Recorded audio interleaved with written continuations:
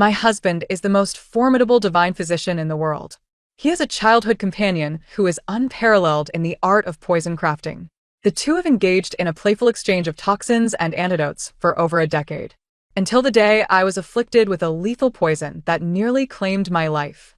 Upon awakening, he was penning a prescription while lamenting, "Do not hold any ill will towards A.E. She is merely accustomed to her childish whims and did not intend to harm you.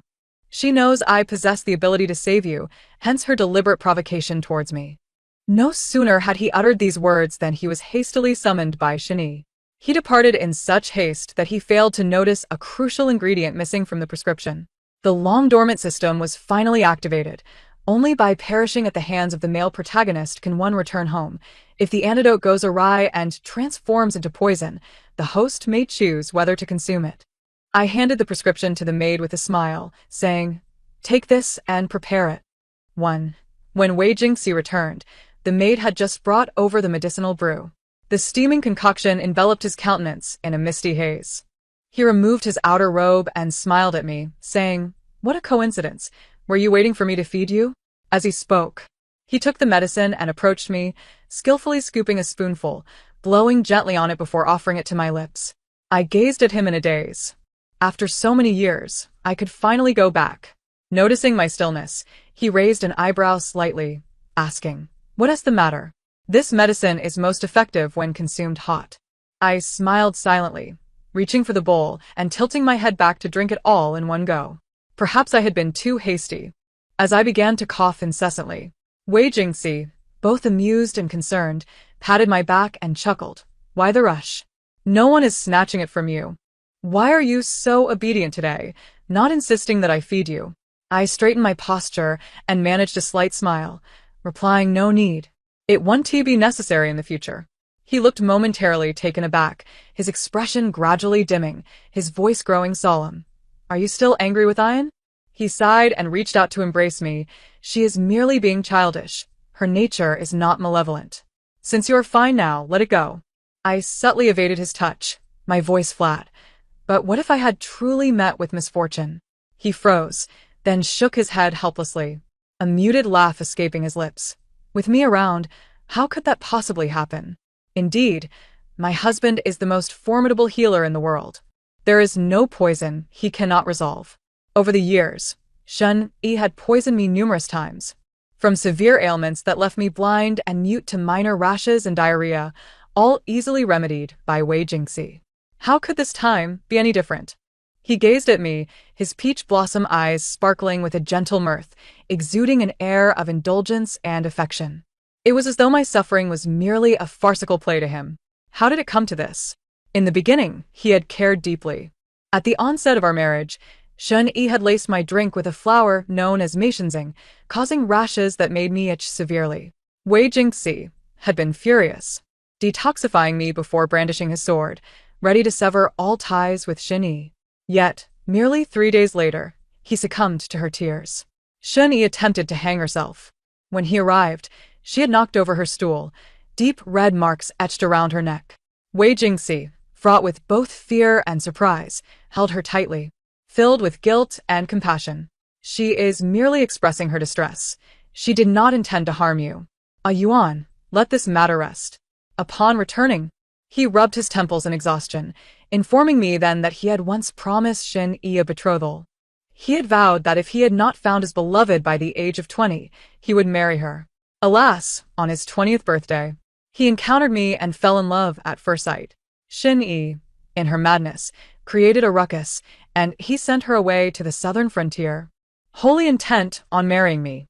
It is only fair to consider her feelings, Yuan. As husband and wife, let us make some concessions for her, shall we? From that moment on, I retreated and yielded time, and again until today, when she administered lethal poison to me. 2. The system suggested that Wei Jingxi harbored feelings for me. If I were to show reluctance, I could simply allow him to discover an error in the prescription, and he would undoubtedly feel immense guilt and strive to atone for his love for me. I shook my head in silence. What use was his guilt to me? It was hardly a valuable commodity. But, host, did you not abandon your desire to return to the modern world? I fell silent. Indeed, Wei Jingxi treated me exceptionally well. making it seem impossible to fulfill this task of dying at his hands. With no ties to home, it seemed more sensible to remain by his side. Yet, I had forgotten that hearts are fickle and old acquaintances are hard to find. No, I shall return home. After all, it was merely a month's worth of medicinal broth. I could afford to wait. 3. Shun-yi wished to come and apologize. I instinctively declined. That is unnecessary. She never brought good tidings whenever she visited. Wei Jingxi held my hand tenderly, his voice laced with affection. How could it be unnecessary? You are my first wife. I cannot allow you to endure grievances. I lowered my gaze. Had it been in the past, I would have felt moved, but now I merely felt disgusted. People often said that Wei Jingxi, the divine physician, treated all equally, nobles and commoners alike, exuding the virtue of a gentleman. Even in personal matters, he maintained neutrality, ensuring fairness and avoiding any criticism from others. Unfortunately, his desire to remain loyal to both the Buddha and his beloved ultimately led him to fail in both endeavors. Shun-yi presented me with a cup of wine. The peach blossom brew, fragrant and alluring, appeared intoxicating. I did not accept it. I was allergic to peach blossoms, a fact known to Wei Jingxi. Shun-yi surely understood this as well, given that the same flower had caused my previous rashes. Wei Jingxi winked at me. Drink it quickly. Rest assured, I have prepared the antidote and you shall not suffer. Be kind. She is merely here to apologize at my behest. It is normal for her to express a little displeasure. Since she has agreed to apologize, do not dwell on the minutiae. I smiled knowingly, took the peach blossom wine, and, under his watchful gaze of approval, splashed it across Shun-yi's face. The wine trickled down her head, mingling with her incredulous expression, leaving her in a most disheveled state. Wei Jingxi abruptly rose, staring at me, his usually gentle face now a stormy shade of gray. Perhaps he was on the verge of departing, his frustrations finally resolved, no longer wanting to bear the past grievances. I smiled faintly. I have said before, I do not require an apology. Do not summon me again for such pretentious displays of harmony. 4. Wei Jingxi stormed out. He was furious and did not return for several days. In the evening, the maid dutifully brought me medicine, hesitating before speaking. Once I finished drinking, she finally voiced her thoughts. Madam, although the master has not returned, he sends someone daily to ensure you take your medicine. He said that Shun-yi's poison is potent, and missing a day without the antidote could be disastrous. He insists I keep a close watch on you. The maid's expression was complex. Madam, the master still cares for you. I felt a slight tug at the corners of my mouth. So, he was so afraid of my demise. I could only imagine the expression on his face when he realized that it was his own prescription that had poisoned me. Cough, cough. I attempted to laugh, but instead, I coughed up blood. The crimson splatter on the wooden table startled the maid, and my vision darkened as I fainted. Indeed, with multiple toxins intertwining, my body was deteriorating rapidly. I feared I might not last even a month. When I awoke, the sky had darkened. Under the candlelight, Wei Jingxi looked frantic, about to reach out to check my pulse. He appeared disheveled, his clothes dust-laden, as if he had just returned in haste. Caught off guard by my eyes fluttering open, he froze, quickly retracting his hand, his expression darkening. What, Qingyuan, when did you learn such tricks? I told you my antidote could not possibly fail. If you wished for me to return, you could have simply said so. No need to feign unconsciousness. I tucked my wrist back under the covers, turning away. My response cool and indifferent. If you do not wish to come, then be gone. That was close. I had nearly been discovered. He was momentarily at a loss, but his expression softened. One hand rested on my shoulder, his voice gentle. All right, why are you still sulking over such trivial matters? If you dislike it, I won't call her here again. You keep mentioning going to Jiangzhou. How about I take you back there in a few days? My heart stirred, and I nodded. My adoptive parents resided in Jiangzhou, and I had always intended to visit them again before returning home. Having him accompany me would be quite agreeable. 5. Unfortunately, he was unable to accompany me. On the day we were to depart, an outbreak of plague erupted in Liang City. And Wei Jingxi was called to the front of the carriage. He looked at me with a pained expression. Are you on? I smiled in understanding. It's fine. You should go. Several citizens bowed to me, saying, "Madam is noble." I boarded the carriage without looking back. Wei Jingxi is a divine physician. Such occurrences have been frequent in his life. Life and death are of paramount importance, a reality I have never taken lightly. The matter of human lives should naturally take precedence before all else. Yet I never anticipated that everything could be placed before me, with Shun Yi taking precedence over all matters. Wei Jingxi still journeyed to Jiangzhou. Upon my arrival, he was in a state of utter disarray, engrossed in testing medicines. His embarrassment was palpable when he saw me, and he sighed with a sense of helplessness. That mischievous girl, Ai, has caused quite the uproar, using a few innocent citizens to test the poison. I must hasten to concoct the antidote. And what of the plague? I fixed my gaze upon him. Wei Jingxi hesitated. There are others involved. It was clear to me that he had not ventured to Liangqing. Shen Yi's practice of poisoning the populace had become routine. She administers the poison, and he provides the cure. This back and forth had morphed into a peculiar pastime. I had attempted to dissuade him, yet Wei Jingxi merely smiled indulgently. What can I do? She is my junior sister, and I can only indulge her. It was on that day that I realized, even the benevolent Wei, a healer for the masses, could regard human lives as insignificant when it came to her whims. By the pond, I encountered Shun Yi leisurely feeding the fish. She cast a provocative glance my way, tilting her chin defiantly. I told you long ago that as long as I desire it, my senior brother can be by my side whenever I wish. Do you believe me now? I closed my eyes momentarily. Those are lives at stake.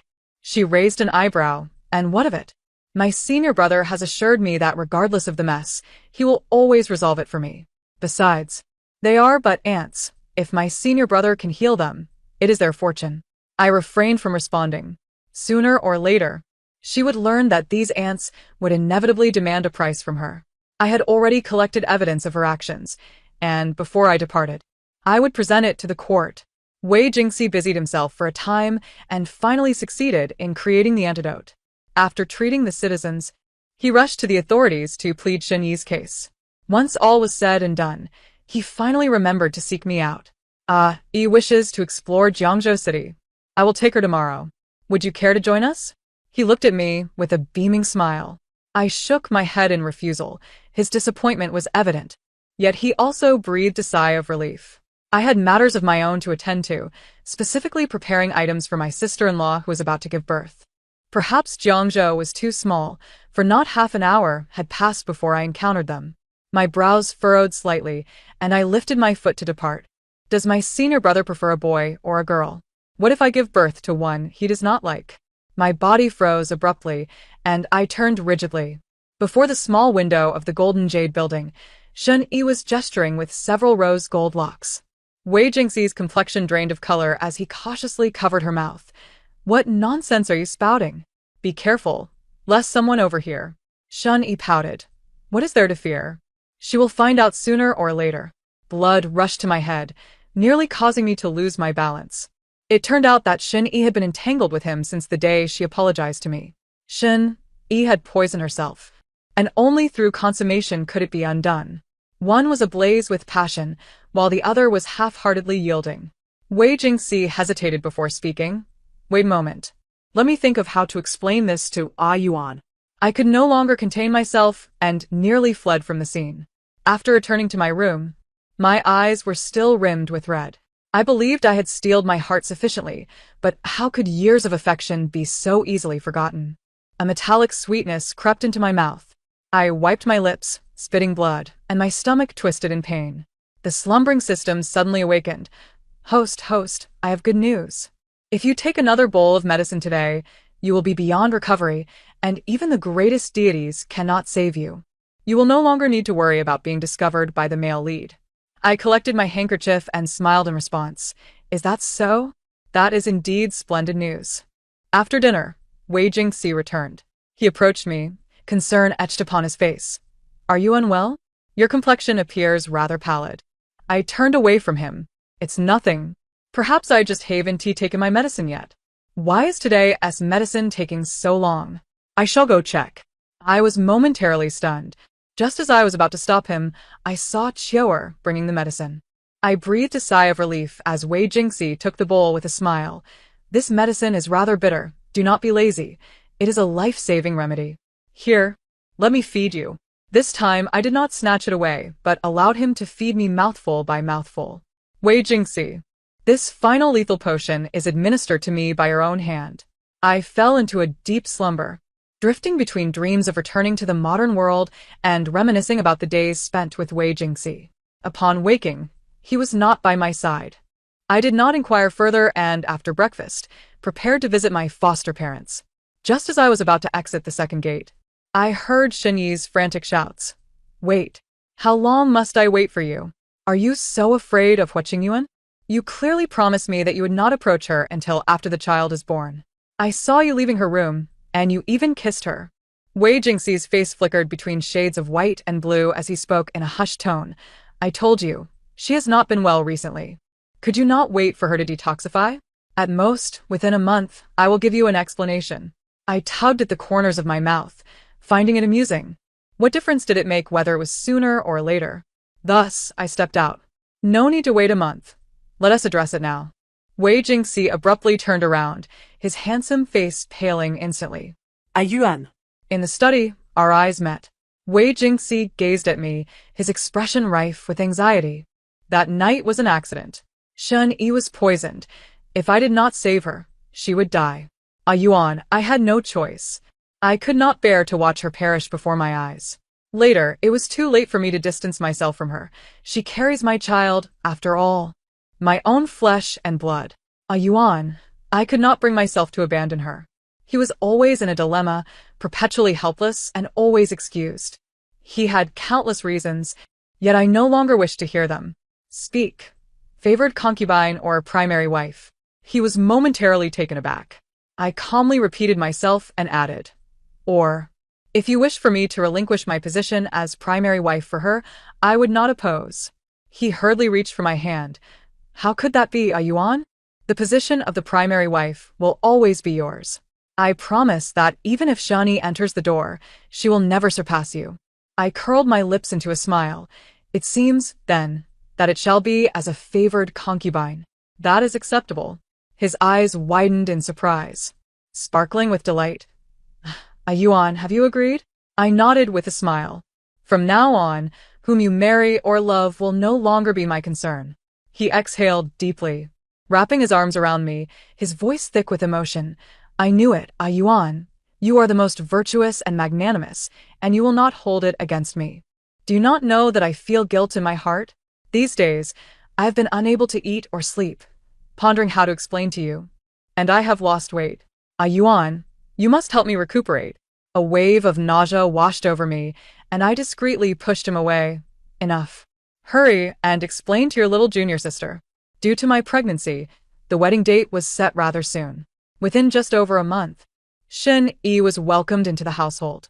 Bolstered by the child within her, her temperament grew increasingly capricious. Whenever Wei Jingxi was present, she would strive to compete with me. From the size of my courtyard to the smallest jade hairpin, she sought to challenge me on every front.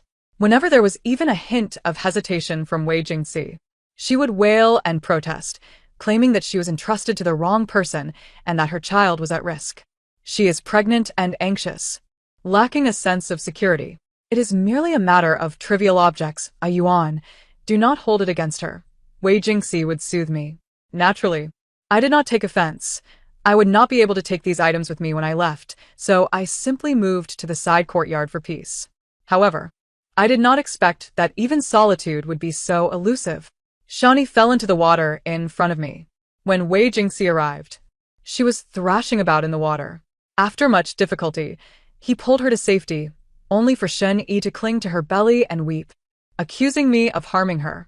It was a blatant and glaring attempt to frame me. I wanted to laugh, yet found I could not. Wei Jingxi fixed his gaze upon me with an intensity that felt as though he sought to penetrate my very soul. His concern for the child was palpable, a truth I was acutely aware of, as was Shen Yi. In the confines of our chamber, he paced with his hands clasped behind his back, his countenance a portrait of distress. I refrained from offering explanations, nor did I harbor any desire to do so. After a lengthy silence, He came to a halt. His dark eyes clouded, his voice gravelly. I know you are not responsible for this. Yuan, you are my wife. How could I not comprehend your nature? You would never stoop to such depths. I raised an eyebrow, a flicker of warmth long absent beginning to resurface. Yet in the next breath, the chill returned. But she has used her pregnancy to entrap you, which proves her genuine fear of you. Yuan, you should apologize to her, concede to her demands. I laughed, nearly to the point of tears. Wei Jingxi, are you out of your mind? He closed his eyes and let out a long sigh. I know I owe you an apology, but Yuan, I have no choice. She insists that you must pay a price. What price? After a moment's hesitation, he turned his head. She claims that if you take the contraceptive, this matter will be settled, and she will no longer pursue it. As he spoke, he looked at me with earnest intent. Yuan, your body cannot bear another child. Even if you were to drink it, it would not matter. Would you do this for her sake, just this once? A wave of cold washed over me, and I managed a forced smile. Wei Jingxi, you know why I cannot conceive. Time had dulled the memory, but I had once carried a child. Alas, within a month. I lost it, a consequence of that bowl of peach blossom congee. The rash did not mar my appearance, but cost me my child and extinguished any hope of future motherhood. I understand. I am at fault. He hung his head, his fingers pressed against the table, knuckles white, revealing the turmoil within. It struck me then how much he had withered since Shen Yi entered our lives. Wei Jingxi inhaled deeply, his gaze fixed on me once more. Yuan. She hails from humble beginnings and lacks understanding, yet you are different. You are educated, virtuous, and exceptionally empathetic. You cannot have children anymore. And I cannot bear to watch her wreak havoc, jeopardizing this child. Just this once, if you yield to her. She has promised that she will take better care of herself, and will no longer trouble you. Yuan, consider it my plea. Her child will also be yours. Think of it as for your own flesh and blood. With a resounding slap, I could no longer endure his words, silencing him with a single blow. I stepped closer, enunciating each word. Wei Jingxi, you make me feel sick. Having failed to achieve the desired outcome, Shen Yi resorted to wailing and throwing things, shattering items in the courtyard. In an attempt to placate her, Wei Jingxi revealed my inability to bear children, yet it did not bring her any solace. I don't believe you, brother. You must be lying. You are fond of that wretched Hu Qingyuan. You refuse to give her the contraceptive because you want her child, not mine. Shen Yi was hysterical, pounding her abdomen with fervor. Wei Jingxi, alarmed and fearful, hurried to embrace her, whispering soothing words. Chaos erupted once more. When Qiu'er came to inform me of these events, I was busy consuming painkillers. Perhaps due to the impending return of my ailment, the poison had begun to act more swiftly, and at times, the pain was nearly unbearable. I swallowed the pills, feeling a slight relief in my stomach. As the pain gradually subsided, I managed a faint smile. See, there's certainly a commotion. Shen Yi's nature was brazen and domineering, her possessiveness overwhelming. When she did not get her way, she could restrain herself somewhat, but now that she had, her true self was laid bare. Her tumultuous demeanor would likely prove unbearable not just for Wei Jingxi, but might also jeopardize her own pregnancy. Sure enough, within a few days, Wei Jingxi sought me out. Beneath the eaves, he appeared pallid and gaunt, having lost considerable weight in a short span. He regarded me with an emotionless gaze before stating, Yi has lost her child. I met his gaze, offering no response. Are you satisfied now, Yuan? His voice was flat, yet I discerned the storm he was suppressing. I remained silent. In the next moment, he struck the doorframe with a fist. His dark eyes bloodshot with rage, fixing me with a look that was both resentful and furious. Hu Qingyuan, when did you become so cold-hearted? If you had only been willing to apologize, how could Yi have ended up like this, and how could she have lost her child? At this point, do you feel no remorse or compassion at all? Only then did I realize he was attributing Shen Yi's miscarriage to my actions. It was almost laughable. Did Wei the Divine Doctor inquire whether your esteemed junior sister felt even a modicum of guilt or sorrow when I lost my child? She acted without malice. I retorted almost instinctively. Is it that she is ignorant and you are not? After speaking, he seemed to realize something, waved his hand dismissively. and stepped back, his expression despondent and defeated. Enough. Discussing this is futile. I will stay with A.E. during this time. Do not come to the front courtyard to provoke her. Once she is recovered, I will see you. Take care of yourself. Wei Jingxi kept his word. Since that day, he never stepped into my courtyard again. I heard that under his careful attention, Shun Yi was slowly recuperating, her emotions stabilizing. Meanwhile, my own condition deteriorated, the pallor of my complexion becoming increasingly pronounced. Chior was both delighted and concerned. Madam Shun has greatly improved. The divine doctor should come to see you now. You must ensure he examines you thoroughly to ascertain why your illness is worsening. I smiled faintly, remaining silent. It seemed as the system had foretold. Even the most exalted deities could not save me now. Being discovered by Wei Jingxi was of little consequence. At last, on the second day following Chior's remarks, Wei Jingxi arrived. Yet he did not come to examine my ailment. Instead, he came to deliver me to prison. Yi's actions in Jiangzhou, poisoning the populace, have been uncovered. I have been implicated for not going to Liangcheng to combat the plague on her behalf, and now I have been summoned by the emperor. She is newly recovered and cannot handle any distress. I have informed the authorities that the incident in Jiangzhou was your doing. The populace is aware that I was meant to escort you to Jiangzhou, Yuan. If you take the blame for this incident, I will not pursue any past grievances. He looked at me, his expression complex. As dawn broke, the mist enveloped his face, and for the first time, I seemed to truly perceive the man before me. The initial thrill and wonder of our first meeting, the tenderness beneath the flowering crabapple tree, the vows exchanged on our wedding night, all the memories flickered through my mind, ultimately crystallizing on his cold, unfeeling visage. I recalled the crabapple blossom beneath the hopeless mountain that I should never have accepted, yet I did, a mistake spanning many years. After a lengthy pause, I heard my own voice say, "Very well." To my surprise, my agreement came swiftly. He paused momentarily before nodding. "It is best that you understand. Rest assured, you are my wife. They will not harm you. At most." He pressed his lips together, leaving his words unspoken. Indeed, as the divine doctor, he was favored by the Empress Dowager. They would not dare mistreat his wife, and at worst, I would face only a brief imprisonment. In exchange, I demanded a full jar of painkillers. He appeared somewhat anxious, inquiring where I felt pain. I feigned a smile, saying, "My heart aches." He fell silent, lowering his head. I chuckled mockingly, brushing past him. I was merely jesting. Marrying you has become my greatest regret. The figure beside me suddenly stiffened. On the day of our departure to the capital, I took not only the painkillers but also a brocade box. Within it lay a collection of the deeds performed by Shun Yi and Wei Jingxi over the years. The current Empress Dowager favored Wei Jingxi, yet the emperor was not a man to be trifled with, should he discover the extent to which these two had toyed with the lives of the common folk. He would surely not let them go unpunished. What I must do is bring these matters before the imperial court. This also happens to be the reason I made a promise to Wei Jingxi. The process has gone remarkably smoothly. The only unforeseen complication was the painkillers. Wei Jingxi deceived me. The contents of the medicine jar were not painkillers, but rather the spring pills intended for amorous encounters. Thus, when the emperor inquired about my desires, I requested a prescription for pain relief from the Imperial Medical Institute. The poison has been manifesting with increasing frequency, and the pain occasionally becomes so unbearable that I feel as though I might welcome death itself.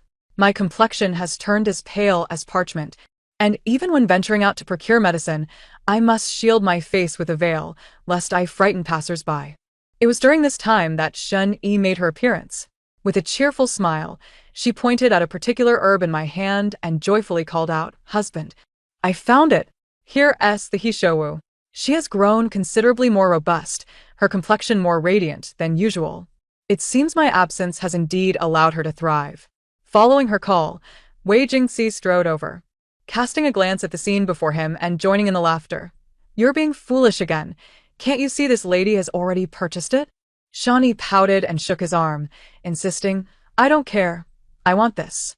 Wei Jingxi sighed, helplessly pinching her nose, and then turned to me with a deep bow. "My wife requires this Hishowu for her medicine. Might I implore this lady to part with it?" Should she agree, I am willing to pay double the price. The silhouette of an old acquaintance overlapped with the figure before me, and I hazily recalled how he had once made similar requests on my behalf. Yet now, it is I who is being beseeched. I smiled faintly, my hoarse voice far from melodious. What if I say I am unwilling? Wei Jingxi's form froze abruptly. At that moment, Chior appeared, anxiously rushing to my side. Madam, why did you come out alone to buy medicine? It made me worry. Wei Jingxi shifted his gaze to her, quickly returning to me, his voice slightly trembling. Are you on? The veil fell away, revealing my ghastly pale face. What does Physician Wei mean by this? Are you attempting to seize my belongings to gift them to others? He was momentarily taken aback, about to deny it when he noticed Shen Yi's eager expression. He pursed his lips and replied, You know nothing of medicine or poison. What do you need this He Shou for? I scoffed coldly. What business is it of yours? Have I yet to inquire of Physician Wei when the painkillers in this jar became spring pills? I retrieved a small jar from my sleeve and tossed it onto the table. Wei Jingxi's face flushed with embarrassment as he turned his head away, muttering. It was Yi who mischievously switched the medicine. I thought it harmless since you needed pain relief, so I did not question it. Shen Yi'le ne diyeyim? Curiously opening the jar with a grin. Sister, why are you so upset? It's merely a diversion for you. Once again, it was Shen Yi. Remembering that all my recent suffering stemmed from her meddling, a wave of intense irritation surged within me. I don't know where I found the strength, but I seized the pills and forced them into her mouth. Very well, let me provide you with some amusement. She choked on several of the pills, coughing violently. Wei Jingxi yanked me aside, staring at me in disbelief. Qingyuan, have you gone mad? Supported by Chior, I barely managed to regain my balance. I have indeed lost my sanity. I should have lost it long ago. The precious He Shou never returned to my possession. After disappearing for 3 days, Wei Jingxi finally came to see me. His eyes were shadowed, his steps unsteady. It seemed the few spring pills had nearly drained him. Within a few paces, he looked at me as I coughed, a flicker of concern evident in his gaze. Yuan, why do you look so unwell? Have you suffered any grievances in the palace? I could not rest easy about you. I intended to come to the capital to find you, but Yi insisted on accompanying me, claiming she wished to concoct a new poison. That's what delayed me. Noticing my silence, his eyes darkened further as he continued. Now that you have safely left the palace, let bygones be bygones. Let us 3 live harmoniously from now on. Yi is naive and straightforward. Yet she harbors no ill intentions. I hope you can be patient with her and guide her, and things will improve. In a few days, it will be Yi's birthday. She comes from humble origins and has never celebrated her birthday grandly. I wish to throw her a magnificent feast to affirm her status as my wife. Qingyuan, I hope you will take the trouble to help organize this. Yi will be grateful. I couldn't help but laugh. Why should I seek her gratitude? What relation does she have to me? That I should be accommodating toward her? What audacity you have, Physician Wei. To my surprise, my blunt refusal left Wei Jingxi's face flushed with embarrassment, rendering him speechless. I had no intention of prolonging the conversation. Instead, I retrieved a sheet of paper from my sleeve, laid it upon the table, and sighed. Let us part ways. Wei Jingxi. If possible, I wish to sever all ties with this person before my departure. Wei Jingxi lifted his head, staring at the 3 characters written on the paper in disbelief. You wish to divorce me? Is it because of the He Shou? Or perhaps because of Yi's birthday feast? Yuan, even you wish to quarrel with me? I had no desire to argue with him. I simply handed him the ink and brush, stating earnestly, Sign your name, and then you will know whether I am causing a fuss. His face oscillated between shades of pale and flushed, and in the end, he turned and stormed out without a word. Wei Jingxi was furious once more. He moved Shen Yi into the villa where I resided and ostentatiously prepared for the birthday banquet. The villa was abuzz with festivity, while I remained isolated and neglected. To make matters worse, I had the prescription but no medicine, making my afflictions even more unbearable. Chior attempted to sneak out to procure medicine but was promptly turned away. The steward coldly remarked, Without the lady's permission, no one is allowed to leave. This lady referred to Shen Yi. To irritate me, Wei Jingxi had deliberately placed her in charge. As I writhed in pain, I wondered when I might finally succumb to death. The system hesitated, responding that it should be soon. I sighed. Perhaps this was the price I had to pay for remaining in this world. Blood and tears had taught me this lesson. Men are not to be trusted. Xiao'er, having suffered some grievance, came running to me in tears. My lady doesn't believe me. I said you are gravely ill, but he claims you are merely causing a scene, asserting that you are perfectly fine and cannot possibly die. He even said that if you made a mistake, you should personally go to seek his forgiveness. Yet my lady is bedridden. As her words fell, a figure appeared, coldly smirking. I want to see if it's true. The moment his gaze met mine, it suddenly froze. What has happened to you? I knew my skeletal form must have shocked him. His face drained of color, his pupils constricted, and the fingertips that reached for my wrist trembled. The pain was gradually subsiding. Perhaps I was indeed nearing death. I attempted to smile, but was caught off guard, coughing up blood instead. Wei Jingxi's expression turned to one of utter disarray, and in the second before I closed my eyes, I beheld his face, filled with panic and despair. How wonderful! Perhaps I could finally die. As my body drifted in the air, I heard a chorus of wails below. Wei Jingxi held me, desperately checking my pulse, his lips muttering. How could this happen? I had clearly detoxified her. How could it come to this? Xiao'er knelt weeping on the ground. My lady used your prescription. Not only did she not improve, but her condition worsened. I thought to ask you to take a look, but my lady insisted it was nothing. Wei Jingxi suddenly sprang up, his eyes wide with alarm. The prescription. Where is the prescription? Xiao'er produced a piece of yellowed paper. I carefully followed each ingredient while preparing the medicine, yet my lady remains unwell, sobbing. Wei Jingxi's fingers turned pale as he grasped the paper, and in a state of confusion, he looked around desperately, murmuring to himself, "This is wrong. How could one ingredient be missing? How could it be absent?" Xiao'er, confused, asked, "What is missing?" The muscles in Wei Jingxi's face seemed to stiffen as he suddenly slammed the paper down on the table, tilting his face skyward in tears. His voice hoarse. He Shou Wu. So it was the He Shou Wu. How fortuitous. I suppose I have not yet departed from this world. The soul lingered suspended in the air, showing no intention of returning to the modern era. The system was rather displeased. So, you are indeed a divine healer. Even the deceased can be brought back for 2 days, it remarked. I felt a pang of helplessness. Surely, I wouldn't truly live again, would I? The system resolutely shook its head. Impossible. At most, 2 days, you will inevitably be reduced to nothingness, or rather, your soul shall return to the modern world. Very well. I decided to wait a little longer. My body had likely become akin to a living corpse, capable of breathing and swallowing, yet devoid of speech or movement. Wei Jingxi held me close, as if cradling a long-lost treasure. Despite my silence, he tirelessly administered medicine and tended to my needs, speaking to me with gentle patience. Yuan, it is my fault. I have wronged you. I will bring you back, trust me. I have given you painkillers. You shall feel no more pain. I have procured the He Shou Wu again, and I have rewritten the prescription. This time it is infallible, just look. He produced a pristine prescription and placed it before me. A bitter taste filled my mouth, and I promptly expelled it all over the prescription. His face paled, but he forced a smile as he cleaned up. It's all right. We shall write another.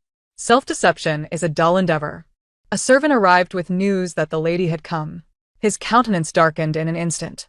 What lady? Your lady is right here. Shun Yi was halted at the door, her eyes brimming with fury. Senior brother, she is dead. Hu Qingyuan has passed away. You cannot save her.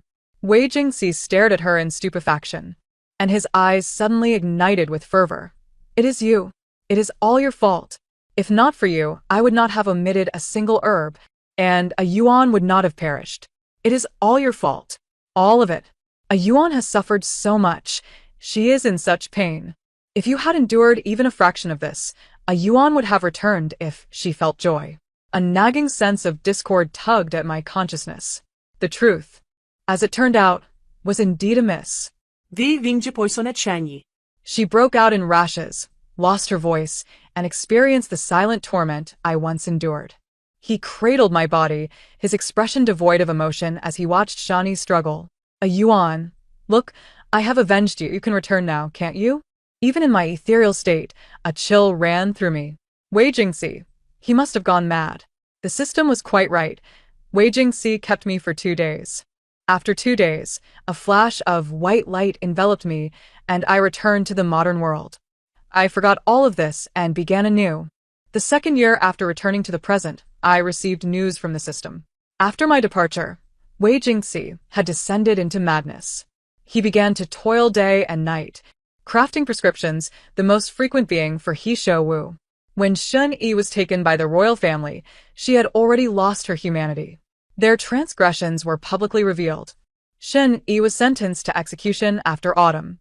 Wei Jingxi, spared his life by the Empress Dowager's protection, became a pariah due to his insanity. As the system concluded its tale, it bid me farewell. The past felt like a fleeting dream. I inhaled deeply, casting aside all remnants of memory. The sun shone brightly, heralding yet another new day. The end. Thank you for listening. Until we meet again in the next tale.